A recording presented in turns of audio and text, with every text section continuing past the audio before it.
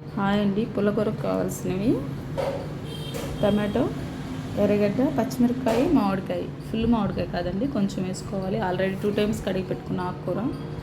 పొయ్యి మీద కుక్కర్ పెట్టుకొని అందులో ఒక 3 స్పూన్స్ ఆయిల్ వేసుకోవాలి. తక్కువ వేసుకున్న వాళ్ళు తక్కువ వేసుకోవచ్చు, కొంచెం కావాలనుకున్న వాళ్ళు. మేమైతే చిన్న స్పూన్ కాబట్టి 3 స్పూన్స్ వేస్తున్నాను. ఆకుకూర పుల్లగూర చేసుకుంటాము, పప్పు చేసుకుంటాము, మన ఇష్టం అండి. చాలా రకాలు చేసుకోవచ్చు ఆకుకూరతో. 3 స్పూన్స్ ఆయిల్ వేసాక ఆవాలు వేసుకోవాలి. ఒక చిన్న స్పూను లేదంటే కొంచెం ఆవాలు, జీలకర్ర కూడా వేసుకోవాలి. కొంచెం జీలకర్ర వేసుకొని కొంచెం అవి కొంచెం ఆల్రెడీ ఆయిల్ కొంచెం హీట్ అయింది కాబట్టి కొంచెం హీట్ అయ్యాక ఎర్రగడ్డ వేసుకోవాలి. అందులో మనం ఆల్రెడీ ఒక హాఫ్ ఆనియన్ దాకా కట్ చేసుకున్నాము, దాన్ని వేసుకొని పచ్చిమిరపకాయలు కూడా వేసుకోవాలి. ఒక 3 తీసుకున్నాను. కారం కావాలనుకున్న వాళ్ళు 4 or 5 వేసుకోవచ్చు. నేను తీసుకుంది వచ్చి 3 కట్టల చిర్రికూర అండి.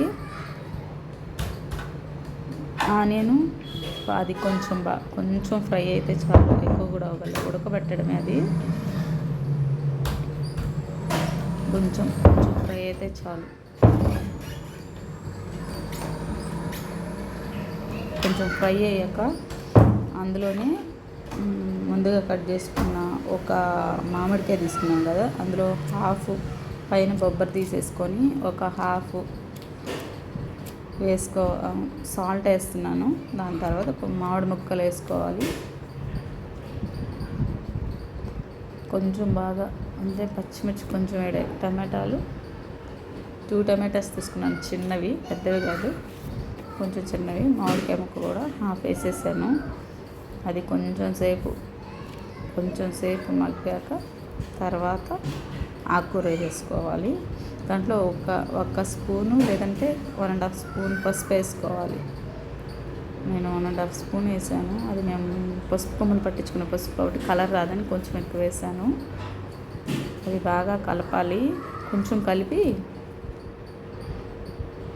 చూడండి, చాలా అంటే బాగుంటుంది. మనము చికెన్లో కూడా ఆకుకూర కలిపిన పుల్లకూర వేసుకుంటే బిర్యానీలో కూడా బాగుంటుంది.